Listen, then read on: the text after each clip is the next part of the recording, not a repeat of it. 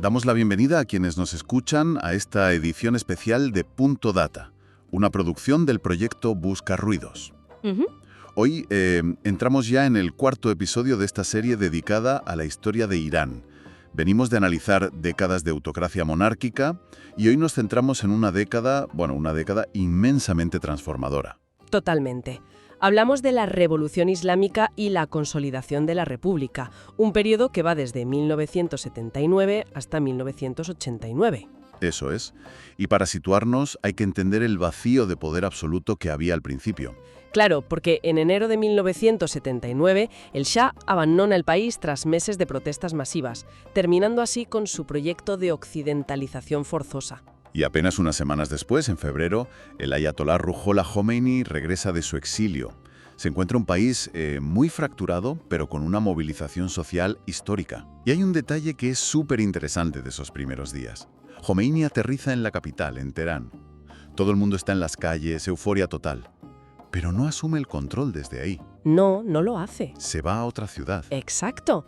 En lugar de instalarse en los palacios gubernamentales de Teherán, establece su cuartel general en la ciudad de Qom.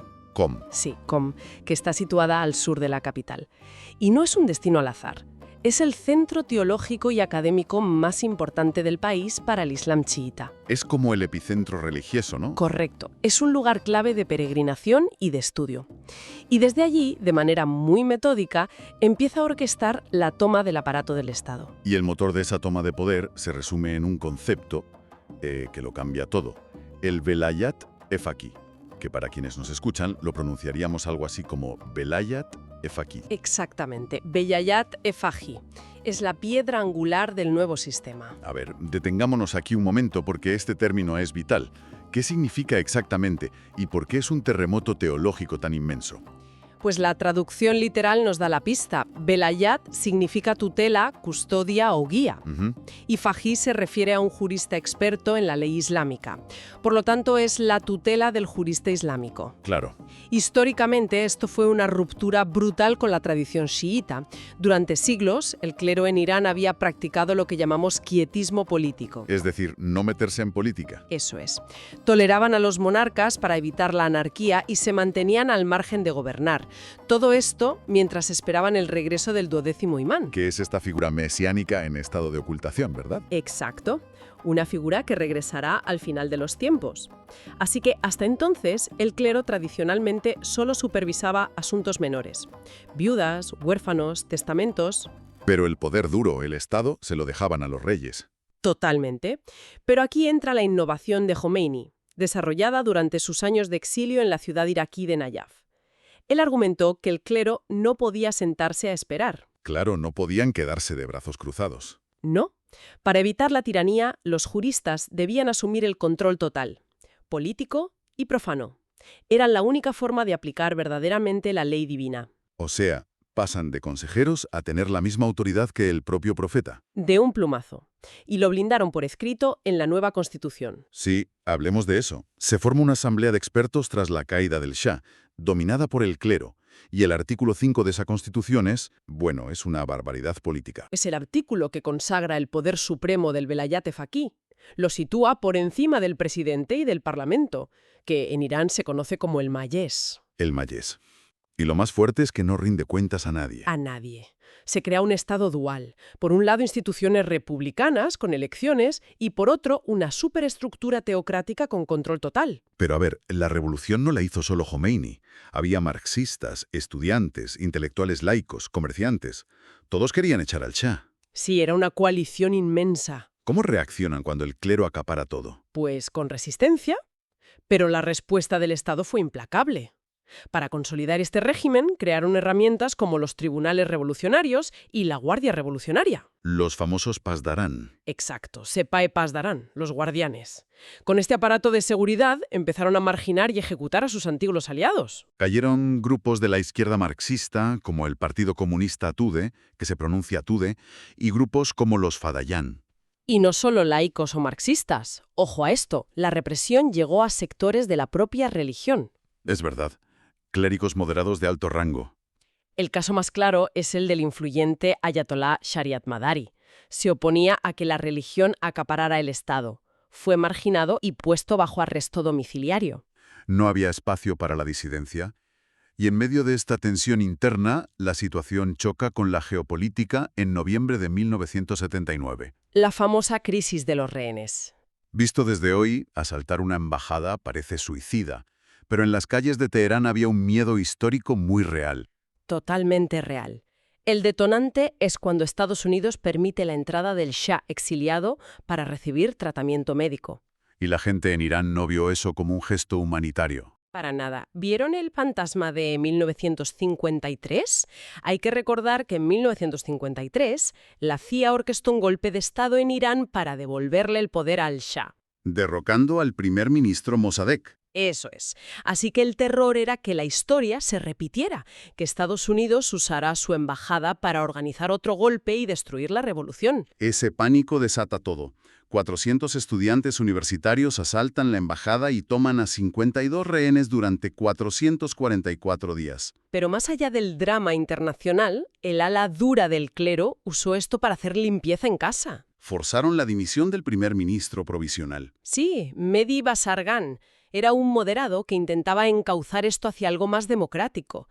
Al dimitir, desaparece el último contrapeso. Y usan la crisis para unificar al país contra el gran Satán. Fue una propaganda formidable. Y justo cuando están en este aislamiento internacional, ocurre una catástrofe en septiembre de 1980. La invasión. Irak lanza una invasión militar masiva. Hay que contextualizar. Irak estaba gobernado por el partido Ba'ath, con Saddam Hussein al frente. Hussein vio el caos en Irán y pensó que era su oportunidad. Pensó que el ejército iraní iba a colapsar. Exacto. Quería anexionarse territorios ricos en petróleo y frenar cualquier contagio de la revolución entre la población chiita de su propio país. Pero fue un error monumental. La resistencia iraní fue feroz. Y es macabro, pero esta guerra terminó siendo una bendición disfrazada para el régimen iraní. Se convirtió en la defensa sagrada. El fervor patriótico permitió al Estado silenciar absolutamente cualquier disidencia política interna. Criticar al gobierno ya no era disidencia, era traición. Alta traición al Islam y a la patria. Y el horror de la guerra es estremecedor. Uso de armas químicos por parte de Irak y ataques en oleadas humanas por parte de Irán. Enviar a jóvenes voluntarios por campos minados para despejar el camino. Hablamos de más de 300.000 bajas iraníes y 39.000 heridos permanentes. Y la consecuencia estructural fue que esas milicias informales se forjaron en batalla y se transformaron en un ejército completo. La Guardia Revolucionaria, los Pasdarán. Llegaron a tener 120.000 efectivos y se integraron permanentemente en la estructura económica y de poder del Estado. Y mientras esto pasaba en el frente, dentro del país había otra batalla monumental. La revolución cultural. El objetivo era islamizar la sociedad. Y la zona cero fueron las universidades. Cerraron las aulas durante más de 2 años. Y cuando reabrieron, había segregación por sexos y purgas masivas de profesores. Humanidades, derecho, sociología. Todo censurado o reescrito para encajar en el marco teológico del Estado.